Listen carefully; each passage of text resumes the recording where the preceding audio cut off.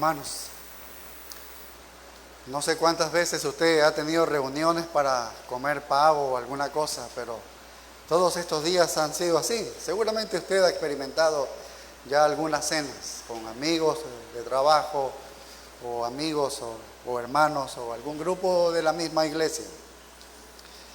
Y es interesante, quisiera comentarles brevemente en una reunión que estuve así mismo, en días anteriores nada más, y en esta reunión se le pidió a una persona que diera unas palabras para la ocasión. Nos reuníamos por Navidad, esa es la intención en estas fechas. Y la persona se paró y dio gracias a Dios por estar vivos. Dice, damos gracias a Dios por estar vivos. Dio gracias a Dios porque podíamos seguir con nuestras vidas. Y terminó haciendo eco de algo que había escuchado o leído tal vez en algún predicador o en algunas redes sociales, que a veces se hacen eco de esto. Y él decía de un señor de 90 años, no sé si él era un doctor o un médico, pero él había estado enfermo con el virus y había luchado por días, y él había salido como un sobreviviente de eso. Y entonces ya sano, él daba gracias a Dios, dice, no doy gracias a Dios por este nuevo día de vida que me da, de oxígeno, sino que doy gracias a Dios, dice, por los 90 años de oxígeno, de días de oxígeno que Dios me ha concedido. Bueno, él terminó con estas palabras y entonces refiriéndose a todos que estábamos ahí. Yo creo que sin duda debemos ser agradecidos a Dios por cada día de vida que nos concede a todos nosotros. Y creo que los cristianos debemos ser tan agradecidos y conocer esto, como también la gente que no es creyente debe reconocer que Dios es el que de Él mana la vida y Él concede la vida de todas las personas. Pero cuando se trata de Navidad, estos agradecimientos se quedan en simples deseos egoístas. Porque la Navidad no tiene que ver con la algarabía del nacimiento del niño Jesús y acordarnos de la vida que Dios nos ha dado solamente. El mundo sensibilizado por este virus lo está haciendo. En realidad todo el mundo está diciendo, está dando gracias a Dios, todos impíos y creyentes. Pero todo queda en simples alegrías y agradecimientos egoístas, porque no están entendiendo lo que es la Navidad. Y lo mismo sucedió en la primera Navidad. La gente también estuvo totalmente ciega para comprender lo que estaba sucediendo en el mundo. Ni siquiera la élite religiosa de Israel pudo notar que la persona sublime estaba entrando a este mundo. La tierra no tuvo ojos para ver el cumplimiento de las profecías de la venida del Dios encarnado y de ese privilegio altísimo de poder ver cara a cara al mismo Hijo de Dios. Todo el mundo estaba preocupado en sus propias cosas. Todo el mundo estaba viviendo sus propias vidas egoístas. Pero en el cielo fue algo diferente, porque había una tremenda expectativa por lo que estaba a punto de ocurrir. Miles y miles de ángeles esperaban con anticipación este evento. Ellos deseaban prorrumpir con alabanzas y adoración al nacimiento del recién nacido niño.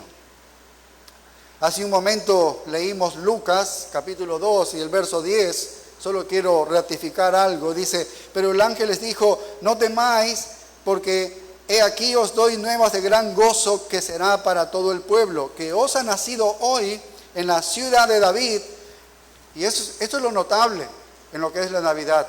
Un Salvador, que es Cristo el Señor, que es el Dios encarnado. Y el verso 13 dice, y repentinamente apareció con el ángel una multitud de las huestes celestiales que alababan a Dios y decían, gloria a Dios en las alturas y en la tierra paz, buena voluntad para con los hombres. Este es un niño que significaba Dios enviando su salvación, Dios encarnándose para salvar a las personas que Él había decidido salvar de este mundo. Entonces la Navidad no es la celebración del nacimiento de Jesús, sino el nacimiento del Salvador. Esa es la Navidad, eso es lo que celebramos nosotros. El autor de la carta a los Hebreos, en Hebreos 10:5, es interesante porque dice, por cual entrando en el mundo, dice, está entrando el Salvador al mundo, está encarnándose en el mundo, está haciéndose un humano, está humanándose. Dice, sacrificio y ofrenda no quisiste. Así que Dios no quería el sacrificio de los animales, mas me preparaste cuerpo. Es un humano, es un ser humano, era necesario. Holocaustos y expiaciones por el pecado no te agradaron. Entonces dije, he aquí que vengo, oh Dios, para hacer tu voluntad, como en el rollo del libro está escrito de mí. Así que el cuerpo de Cristo fue preparado divinamente por Dios para ser el instrumento que habría de llevar a los hombres a Dios. Este es el sacrificio perfecto por el pecado. Entonces la cuestión no es quedarnos en saber y recordar que Jesús vino. La cuestión es conocer por qué es que bajó del cielo, por qué es que nació ese niño, por qué nació Jesús. Y nosotros sabemos que Él vino, se hizo hombre, sufrió y vino a morir. Así que Él solo fue bebé para que pudiera ser hombre y morir. Esa es la idea de la Navidad. Él solo vivió aquí en este mundo para morir. Y nuestro texto en Hebreos capítulo 2, versículos del 9 al 18 nos presenta 5 razones por qué murió Jesús. Y vamos a leer nuestro texto, Hebreos capítulo 2, versos del 9 al 18, que dicen así. Pero vemos a aquel que fue hecho un poco menor que los ángeles, a Jesús coronado de gloria y de honra a causa del padecimiento de la muerte, para que por la gracia de Dios gustase la muerte por todos. Porque convenía aquel por cuya causa son todas las cosas, y por quien todas las cosas subsisten, que habiendo de llevar muchos hijos a la gloria, perfeccionase por aflicciones al autor de la salvación de ellos. Porque el que santifica y los que son santificados, de uno son todos, por lo cual no se avergüenza de llamarlos hermanos, diciendo, anunciaré a mis hermanos tu nombre, en medio de la congregación te alabaré. Y otra vez yo confiaré en él. Y de nuevo, he aquí yo y los hijos de Dios que Dios me dio. Así que, por cuanto los hijos participaron de carne y sangre, él también participó de lo mismo, para destruir por medio de la muerte al que tenía el imperio de la muerte, esto es al diablo, y librar a todos los que por el temor de la muerte estaban durante toda la vida sujetos a servidumbre.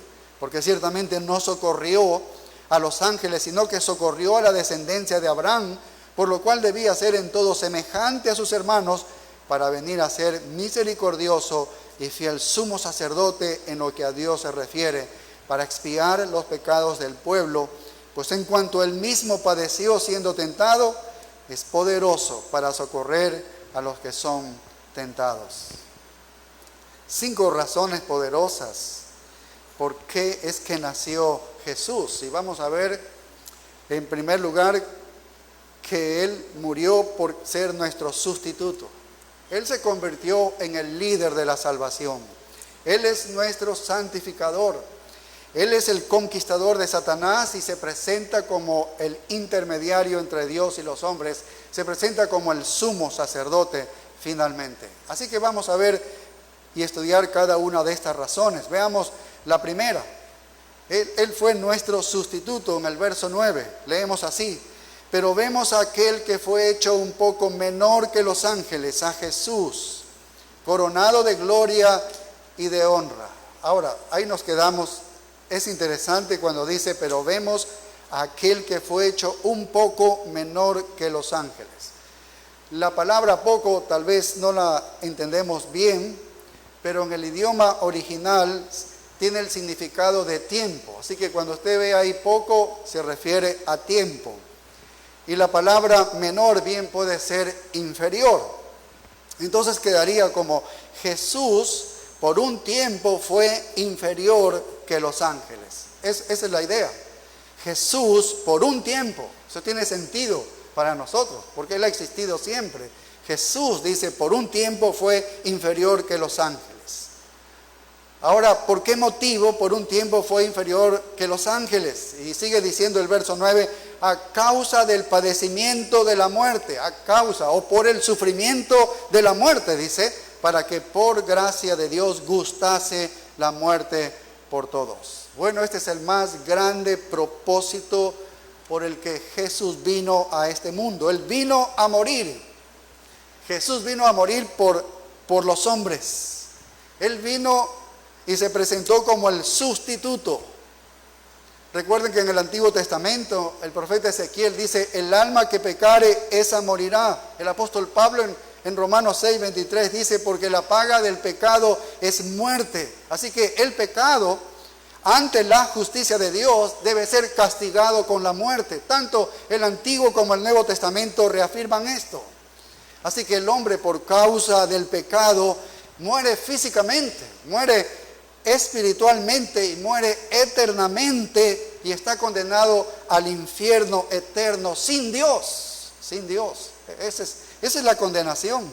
Entonces Dios está mirando a este mundo y está viendo a los hombres que van a morir a causa del pecado, y debido a su amor, entonces Él no iba a permitir que todos los hombres mueran en su pecado. Y dijo, voy a enviar a otra persona. Voy a enviar a otra persona para que esta otra persona reciba el castigo de morir su muerte. Así vino Jesús. Ese es el motivo por el cual vino Jesús y llegó a ser nuestro sustituto. Cuando fue clavado allí en la cruz, Él murió entonces por nosotros. Murió nuestra muerte, Él pagó nuestra pena. Él no hizo pecado, sin embargo, se hizo pecado. Él fue perfecto, y sin embargo fue el castigado. Y no porque Él lo merecía, sino porque nosotros lo merecíamos. Entonces Él se convirtió en nuestro sustituto.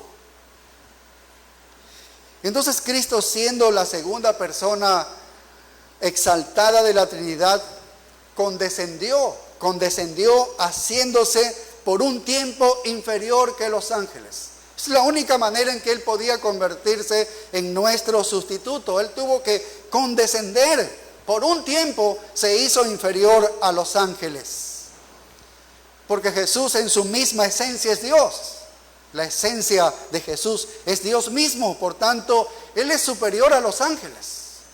Y ya el capítulo 1, verso 4, Él comienza a hablar el autor y diciendo que Jesús es superior a los ángeles. En verdad, mira, Hebreos 1:4 dice, hecho tanto superior a los ángeles, cuanto heredó más excelente nombre que ellos. Así que Jesús, por su misma esencia, es Dios, por tanto superior a los ángeles. Y por lo que Dios dijo de Él en el verso 5, porque a cuál de los ángeles dijo Dios jamás, mi hijo eres tú, yo te he engendrado hoy, y otra vez yo seré a él padre y él me será a mi hijo. A ningún ángel se le ha dicho esto, solo se le ha dicho esto al hijo. ¿Sí ves? Y mira el verso 6, cómo este hijo es objeto de adoración, dice. Y otra vez, cuando introduce al primogénito en el mundo, esa es la encarnación, Dios haciéndose carne, haciéndose hombre, dice, adórenles todos los ángeles de Dios. ¡Qué tremendo! Los ángeles debían adorarle a Él, por eso Jesucristo es superior. Verso 7 dice, ciertamente de los ángeles dice, el que hace a sus ángeles espíritus y a sus ministros llama de fuego. Él es el creador de los ángeles. Es superior. Él es el creador de los ángeles. Verso 8 dice, mas del Hijo dice, tu trono, oh Dios, por el siglo del siglo. Tiene el trono es para siempre. Y el verso 13 dice, pues a cuál de los ángeles dijo Dios jamás, siéntate a mi diestra hasta que ponga tus enemigos por estrado de tus pies. Nunca ha dicho Dios esto a ningún ángel, jamás lo ha dicho así. Jesucristo es superior porque Él es Dios. Y eso es lo que está defendiendo el autor de la carta a los Hebreos en este capítulo 1. Él está por encima de los ángeles. Pero la noticia maravillosa para nosotros en Hebreos 2:9, que es nuestro texto, dice que por un tiempo por un tiempo fue inferior que los ángeles. Eso es lo que nos llama a nosotros la atención. Porque Él, siendo el creador de los ángeles, siendo superior que los ángeles, teniendo el trono al lado del Padre, dice que por un tiempo fue inferior que los ángeles, y lo hizo por nosotros. Esto es lo que nos abruma a nosotros, hombres pecadores, hombres rebeldes, viles, malvados, que no queríamos a Dios, ni queríamos a su Hijo tampoco, ni siquiera lo conocíamos, mucho menos habríamos de haberlo querido. Y sin embargo, Él vino y se hizo por un tiempo inferior a los ángeles. Cristo fue nuestro sustituto, como dice el verso 9, ¿a causa de qué? Del padecimiento de la muerte. Ningún ángel puede jamás morir. La muerte está reservada solamente para los hombres, para los mortales. Jesús vino a este mundo para morir. Entonces aquí podemos ver que la profundidad de su humillación, como vemos en la carta a Filipenses capítulo 2, se extendió ¿hasta dónde? Porque se encarnó, se hizo un hombre, se hizo un siervo y se extendió hasta la muerte. Así que su paso por este mundo fue de insoportable agonía y tortura en una cruz. Él sufrió en su muerte. Y tenía que ser alguien que sea totalmente hombre para pagar la pena del hombre. Por eso se convierte en un sustituto. No puede ser un ángel el sustituto de un hombre. Debe ser un hombre para que pueda reemplazarle al pagar la pena del hombre. Y a la vez tenía que ser totalmente Dios para tener la victoria sobre la muerte. Es decir, que nunca iba a pecar y la muerte no le podía retener. Él iba a vencer la muerte. Tenía que ser Dios también. Dos naturalezas. ¿Ves lo importante de la venida de Jesús? Se hizo inferior a los ángeles, siendo a la vez superior a los ángeles, porque Él tenía el poder de vencer la muerte. Él podía resucitar. Y así llevó a cabo esta obra de salvación que ningún ángel podía hacerlo. Ningún ángel podía hacer esto. Es una combinación perfecta. Era el único que podía ser el Salvador. Y el propósito de esta sustitución, como dice el verso 9, fue ¿para qué? Para que por la gracia de Dios gustase la muerte por todos. Jesús vino a morir por usted, esa es la idea. Vino a morir por usted. Él bebió esa copa amarga del Calvario. Jesús saboreó la maldición de la muerte porque Jesús pagó tus pecados. Pagó tus pecados. Y todo lo que Dios pide es que usted reciba el mismo Cristo, que usted reconozca que efectivamente Él murió por usted y que usted crea que Él murió por usted y que usted reciba su muerte en su nombre como su Señor y Salvador. En eso comprende la salvación. Y esta salvación entendemos que fue por la gracia de Dios solamente. Porque por la gracia de Dios es que Cristo murió por nosotros. El verso 9 dice, para que por la gracia de Dios. Jesús no vino porque usted lo estaba llamando. Jesús no vino porque usted estaba interesado en Él. Entonces Él vino y descendió y se hizo hombre aquí. Jesús no vino porque merecía que venga por usted, por la vida y los esfuerzos y los logros que usted había hecho. No es así. La salvación es solamente por gracia. La salvación solamente viene de Dios. La salvación viene de Dios, no viene del hombre. Es una bondad gratuita. Es la única manera de poder ser salvos. No hay otra manera. Es una gracia que nosotros no la merecemos, absolutamente inmerecida para el hombre.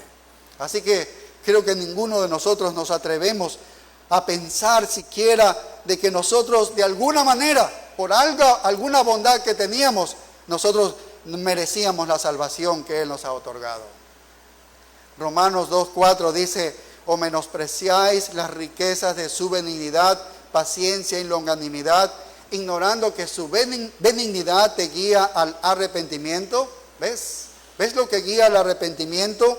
Aunque el hombre debe reconocerse como pecador, y eso lo reconoce porque el Evangelio es predicado, es anunciado. El Evangelio dice que el hombre es pecador. Todo hombre debe conocer esto. Sin embargo, las personas no se convierten solamente porque conozcan que son pecadores y que se van a ir al infierno y van a sufrir el castigo eterno. No, se convierten por la benignidad de Dios, como dice el texto.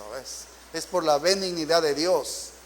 Es decir, que sabiendo que merecen el infierno, Dios está invitándolos a limpiar sus vidas, a salvarlos, a transformar sus vidas. Porque la salvación es por gracia, es por gracia.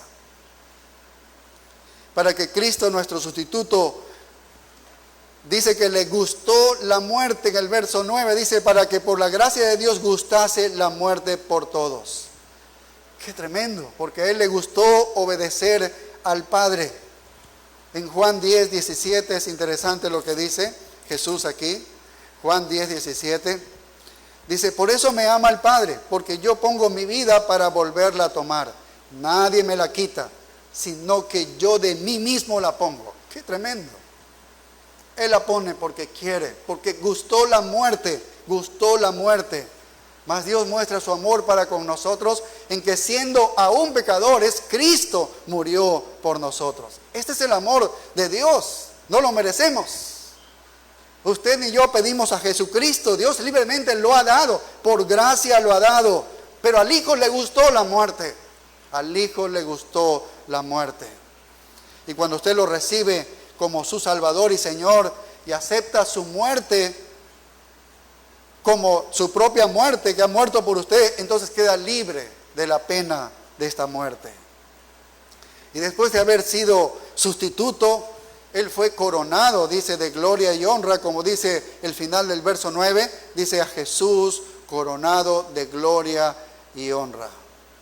Así que Él se hizo obediente hasta la muerte de cruz, y luego sobre la base de la muerte y esa obediencia y esa humillación, Dios lo exaltó hasta lo sumo, nos dice Filipenses, el apóstol Pablo, en Filipenses 2, el 9 en adelante, y le dio un nombre que es sobre todo nombre, para que toda rodilla se doble delante de Él, de los que están en el cielo, en la tierra y debajo de la tierra. ¡Qué tremendo! Lo exaltó hasta lo sumo después de esa humillación que Él mismo se hizo. Jesús se humilló a sí mismo y Dios lo exaltó y lo coronó de gloria y de honor. Si Dios tiene un concepto elevadísimo de su Hijo, que lo exaltó hasta lo sumo y lo ha puesto como juez de todo, quiere decir que el concepto que tiene el Padre del Hijo es tremendamente elevado. Cualquiera que menosprecie a Jesucristo está en problemas con Dios. Está en problemas con Dios. Y tú y yo tenemos que pensar como Dios dice. Si Él piensa del Hijo como exaltado, es lo mismo debemos hacer nosotros. Ese es el pensamiento que tú y yo debemos tener. Si tú no le das gloria al Hijo, la conclusión entonces es de que tú eres superior al Hijo. Superior al Hijo y al mismo Dios que lo está calificando como exaltado. Porque estás juzgando que las cualidades de Cristo son inferiores a ti. Y estaríamos en problemas. Entonces exaltamos no al niño, sino al niño que se hizo hombre y murió por nosotros para darnos la salvación. Él fue nuestro sustituto. Él fue nuestro sustituto. Vamos a nuestro texto y vemos cómo Jesús se convirtió en el líder de esta salvación. En el verso 10 dice, porque convenía, estamos en Hebreos 2:10, regresando a nuestro texto, dice, porque convenía aquel por cuya causa son todas las cosas y por quien todas las cosas subsisten, que habiendo de llevar muchos hijos a la gloria, este es el plan de Dios, llevar muchos hijos a la gloria. Es decir, que quiere salvar a muchos para llevarlos al cielo. Y para que esto se cumpla, mira lo que hace Dios con Jesús. Lo que sigue diciendo el verso 10, dice, perfeccionase por aflicciones al autor de la salvación de ellos. Aquí hay una palabra que nos llama la atención. Es la palabra que dice autor, el autor de la salvación de ellos. Esta palabra autor en el idioma original es argigos, que significa un iniciador, un fundador, un líder, un pionero. ¿Sí? Un líder, un pionero. Cualquier persona que comienza algo y lleva a otros, eso es un argigos, ¿no? Y así es como se le llama aquí a Jesucristo. El escritor, del autor de los Hebreos, dice que Jesucristo es el pionero perfecto. Dice que Él es el líder perfecto que conduce el camino a la gloria. Eso es lo que está diciendo aquí. Agradó a Dios que este líder perfecto abra el camino a la presencia del Padre, ¿no? Y lleve a Él a todos los hijos. Lleve Él a todos los hijos de Dios, a los que Él planificó para que entren en la gloria. Mira lo que dice Hebreos 5:8. Si vamos al libro de Hebreos, capítulo 5 y el verso 8, dice: y aunque era hijo, por lo que padeció, aprendió la obediencia. Y habiendo sido perfeccionado, dice, por eso es perfecto este líder, dice, vino a ser, y otra vez está la misma palabra aquí, argigos, dice, vino a ser autor o líder de eterna salvación para todos los que le obedecen. Así que fue a través de la muerte de Jesucristo que fue un líder perfecto, fue un pionero perfecto. No hay manera de llegar a Dios aparte de Jesucristo. Por eso Él dijo, yo soy el camino, la verdad y la vida. No hay manera de llegar al Padre si no es por mí. Él abrió el camino al Padre. Él es el líder de esta salvación. El camino a Dios es bloqueado por el pecado. No podemos entrar, ningún hombre con pecado puede entrar a la gloria de Dios. No podemos llegar al cielo con nuestros propios méritos. Alguien tiene que abrir este camino, alguien tenía que abrirlo. Y la única manera de abrir alguna vez el camino a la presencia de Dios es deshaciendo el pecado. Y una vez que el pecado ya no está en el hombre, entonces el hombre puede entrar a la presencia de Dios. Así es como Él está abriendo el camino. No había manera de que Jesús llegue al mundo y diga, escuchen todos, síganme, vamos, síganme que vamos al cielo, vamos a la presencia de Dios. Eso no lo podía decir el Señor Jesucristo. Él no nos puede llevar a Dios a menos que Él haya pagado el precio del pecado. ¿Por medio de qué? Dice, de su sufrimiento. Y entendemos por qué es que se convirtió en nuestro sustituto. Jesús por 3 horas en esa cruz pagó la pena del pecado de todas las almas, de todas las edades que Dios iba a salvar.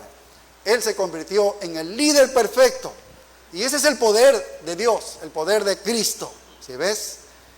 En la cruz Dios exhibió entonces la solución al problema del hombre, de cómo Dios mostró misericordia y gracia a un pueblo que era pecador y que debía condenarlo.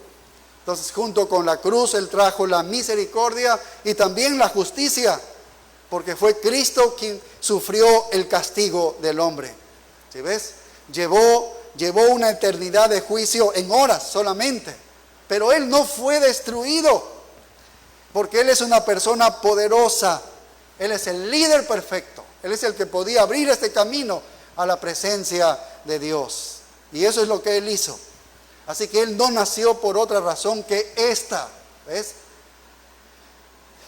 En tercer lugar, vamos al versículo 11, que nos habla también de que Jesús fue nuestro santificador. Y eso es lo que dice el verso 11. Dice, porque el que santifica, ¿de quién habla? Bueno, según el contexto y lo que venimos estudiando desde el verso 9, está hablando de Cristo, ¿no? Porque el que santifica, dice, está hablando de Cristo. Él es el que santifica. Y esta palabra santifica en el idioma original es agiazo, que significa hacer santo. Hacer santo. Entonces sigue diciendo, porque el que santifica y los que son santificados, es interesante, dice, y los que son santificados de uno son todos, por lo cual no se avergüenza de llamarlos hermanos. Jesús es santo, esa es la idea. Él es el que santifica.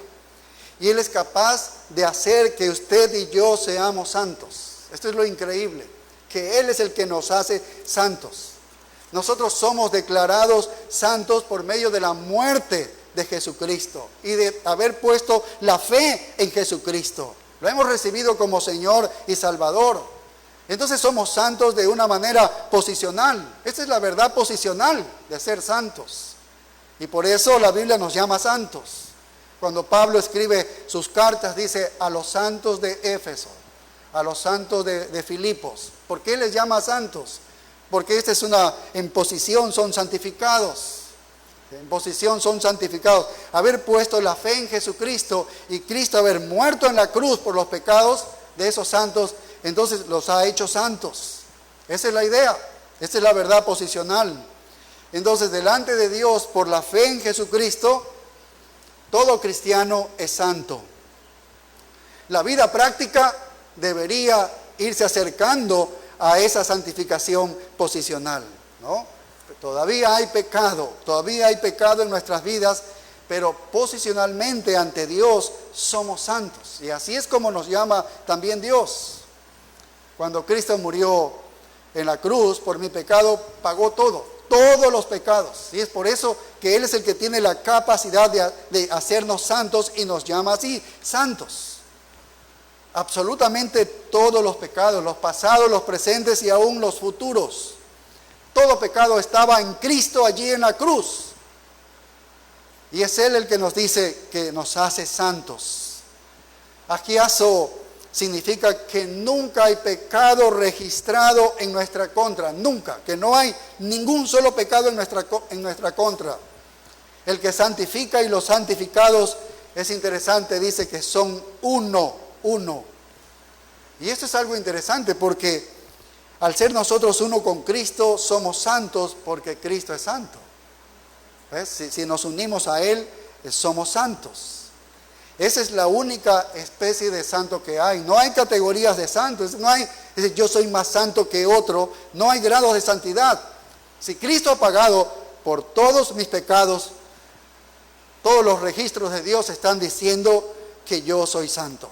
Todos los registros de Dios están declarando que yo soy santo. ¿Por qué? Porque Él tomó toda mi maldad y Él me dio su santidad. Entonces Él nos llama, posicionalmente nos llama santos. Esta es una verdad increíble para nosotros, cristianos. Y es por eso que nos llama así. Usted se convirtió en santo en virtud, entonces, del sacrificio de Cristo, no por actividades cristianas. Si usted cree que se va a convertir santo por actividades cristianas, es falso, es falso. Somos santificados por haber puesto la fe en Cristo y porque Cristo ha pagado todos mis pecados. Esa es la manera de ser santos. Usted no se puede hacer santo en absoluto. Nosotros lo que hacemos es esforzarnos en ser más como Cristo. Nos esforzamos en la vida práctica, porque la vida práctica debe asemejarse a la santidad posicional. Pero posicionalmente somos absolutamente santos por la muerte de nuestro Señor Jesucristo y por lo que lo hemos recibido como Salvador. Así que no se puede quitar la santidad. No es que podemos quitar la santidad. El verso 14 dice, porque con una sola ofrenda, ¿qué ofrenda? Bueno, en versículos anteriores, la ofrenda del cuerpo de Jesucristo, dice, hizo perfectos ¿para cuánto tiempo? Dice, para siempre a los santificados. ¿Ves? Para siempre. Esa es la idea. Posicionalmente eres santo con el mismo tipo de santidad que Jesucristo tiene. Porque solo hay un tipo de santidad, es la santidad de Dios, la santidad de Cristo. Esta es una tremenda verdad para nosotros, porque nos ayuda a entender quiénes somos nosotros en Cristo Jesús. ¿Quiénes somos nosotros en Cristo Jesús? Y mira lo que viene en el versículo 11. Esto es algo increíble porque después que nos habla de que somos santos en Cristo Jesús y somos uno con Él y nos ha hecho santos, dice, por lo cual no se avergüenza de llamarlos, ¿qué? Dice, hermanos. Vaya, estamos al lado suyo. Es como que nos pone allí, paralelos a Él, y nos llama hermanos, y no se avergüenza de llamarnos hermanos o mi hermano. Esto nos pone a pensar entonces en nuestra propia vida. Nos pone a pensar en los momentos que nosotros sí nos hemos avergonzado del Señor Jesucristo. Tal vez días anteriores te has avergonzado de Él. No has testificado de Él, te avergonzaste de Él. Seguramente alguna vez has tenido vergüenza de Él. ¿Por qué tendríamos que avergonzarnos de Jesucristo si Él no tiene nada de que nosotros podríamos avergonzarnos? Él es santo, ¿ves? Y sin embargo, Jesucristo tiene todo para avergonzarnos a nosotros. Él conoce absolutamente toda nuestra vida práctica. Toda nuestra vida práctica. Pero Él dice que no se avergüenza de nosotros porque posicionalmente somos santos y Él me está diciendo por esa posición, mi hermano, nos llama como hermanos. Se pone al lado de nosotros y nos llama como hermanos. Entonces no hay una jerarquía entre hermanos. Somos todos uno con Cristo. Esa es la idea. Somos uno con Cristo. La misma santidad y justicia de Jesucristo es suya y mía también. Este es un pensamiento que nos hace reflexionar en nuestra vida. ¿Sí ve? Nosotros podemos recordar después de la resurrección cómo se acercó a María y ella quería tocarlo, ¿recuerdan? Y en Juan 20:17, voy a leer este versículo, dice así: Jesús le dijo, no me toques porque aún no he subido a mi Padre, mas ve, ¿a quién dice? No dice a los discípulos, dice, ve a mis hermanos. Mira la relación que hace. Ve a mis hermanos y diles, subo a mi Padre y a vuestro Padre. Es el mismo Padre para tanto el Hijo como los discípulos. Dice, y a mi Dios y a vuestro Dios. Entonces Jesús está estableciendo un paralelismo en una mujer que había sido prostituta profesional. Y Él mismo está poniéndose en paralelo con ella. Y ambos están compartiendo al mismo Dios, el mismo Padre. Y dice, son mis hermanos. Tú eres mi hermana. Esa es la clase de santidad que Jesucristo da al que cree en Él. Creo que la verdad más emocionante de toda la Biblia es la santidad posicional. Eso es una verdad que verdaderamente nos hace pensar a nosotros y nos hace ver de quiénes somos nosotros en Cristo en verdad. ¿Quiénes somos nosotros en Cristo? Porque tarde o temprano, como nos aseguremos de esta verdad en nuestra vida, entonces tarde o temprano vamos a tener que actuar como lo que nosotros somos.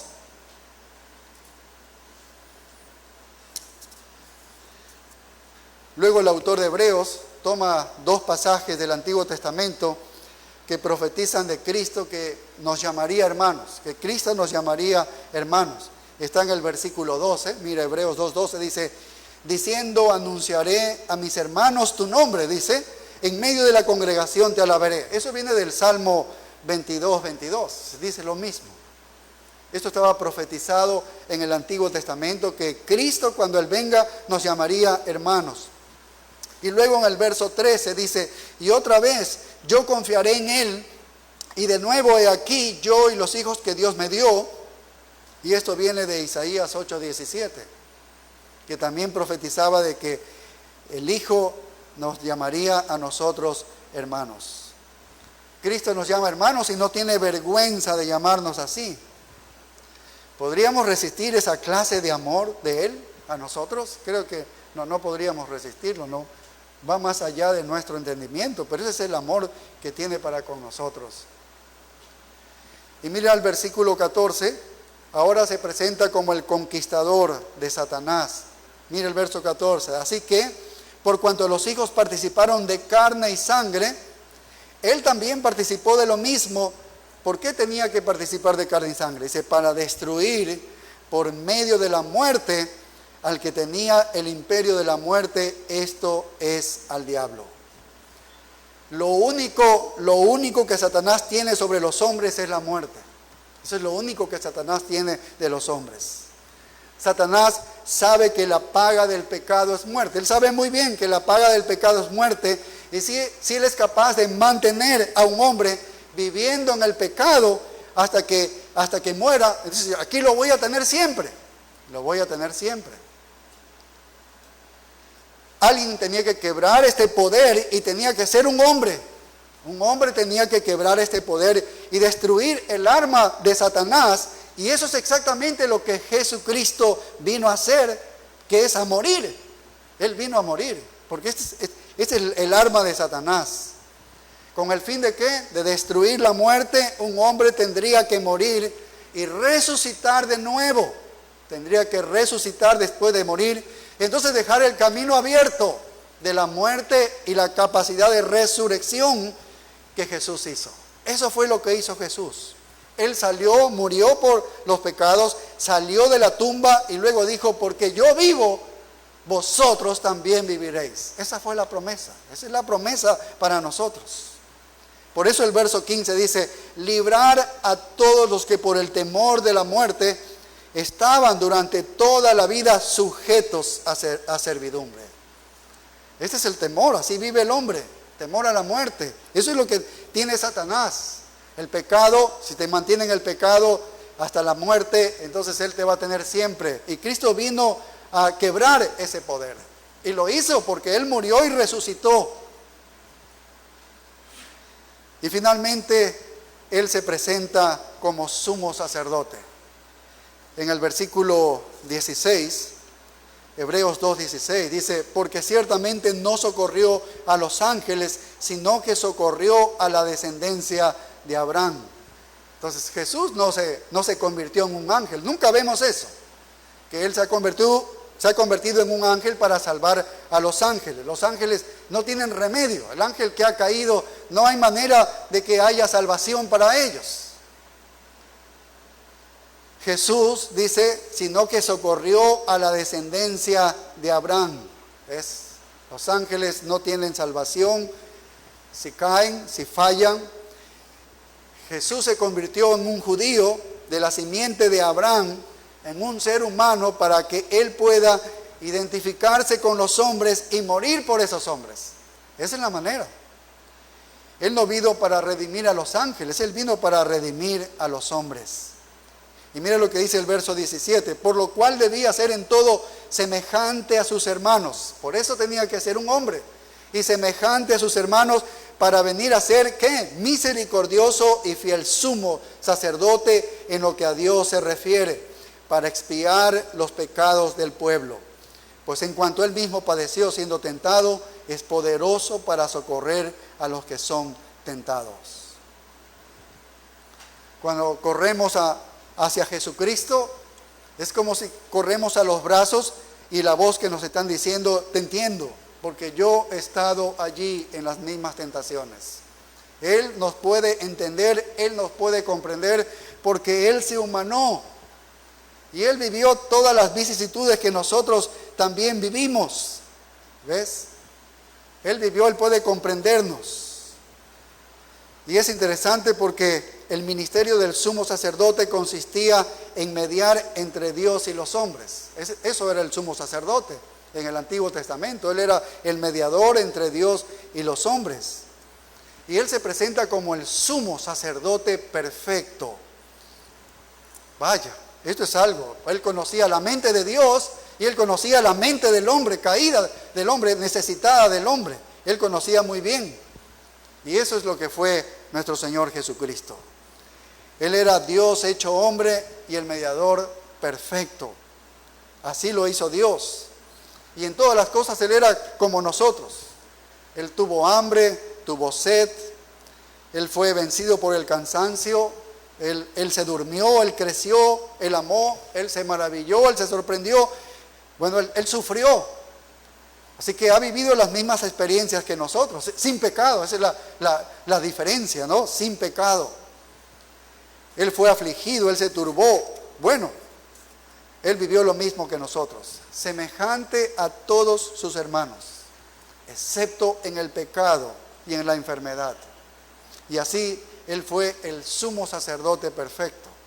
Hebreos 4:15 dice, porque no tenemos un sumo sacerdote que no pueda compadecerse de nuestras debilidades, sino uno que fue tentado en todo según nuestra semejanza, pero sin pecado. Él puede, ¿ves? Él puede. Él fue tentado en todo como nosotros, pero sin pecado. Así que Él nos entiende, Él es amable, nosotros lo podemos tocar con nuestros sentimientos y Él va a conocernos y Él va a entendernos muy bien. Y el verso 16, ahí en Hebreos 4:15 dice, acerquémonos pues confiadamente al trono de la gracia, para alcanzar misericordia y hallar gracia para el oportuno socorro. Al que no lo conoce, ahí debe correr. Al que nunca ha conocido, ha puesto la fe en Cristo, ahí debe correr a Cristo, poniendo la fe en Él, en arrepentimiento de sus pecados, reconociendo que Él muere por sus pecados.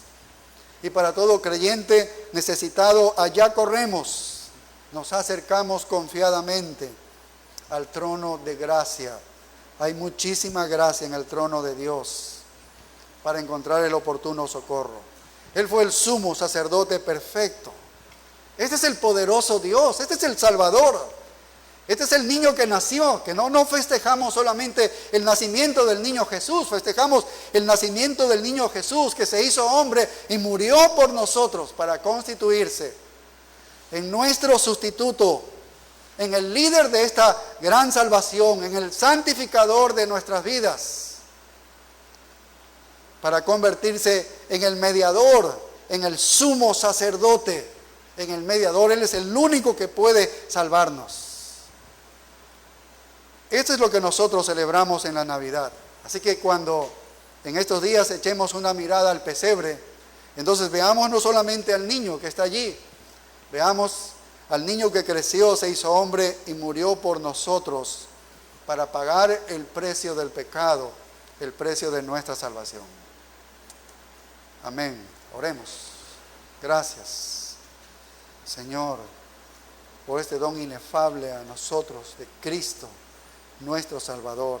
Esto es lo que gobierna y domina nuestras vidas y nuestros pensamientos, Señor, todos los días del año, pero más en este tiempo que se recuerda el nacimiento de Jesucristo para nosotros, el nacimiento y el hombre que murió por nosotros, la necesidad de hacerse hombre, el Dios hecho hombre.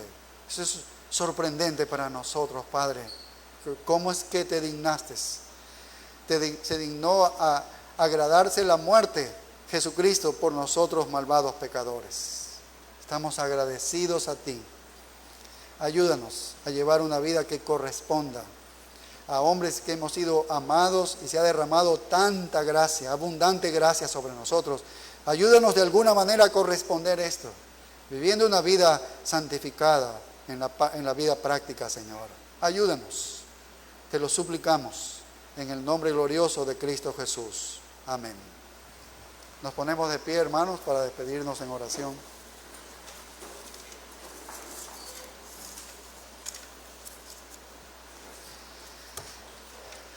Gracias, Señor, te damos por este tiempo que hemos estado en tu presencia. Hemos hecho mucho, hemos compartido con nuestros hermanos, hemos alabado a Dios, hemos orado, hemos escuchado tu palabra. Y ahora el tiempo de ministrar nuestras vidas unos a otros, Señor. Gracias por todo lo que nos das. Es que es algo que no podemos agradecer, toda la gracia abundante que derramas sobre tus hijos, Señor. Estamos agradecidos a ti.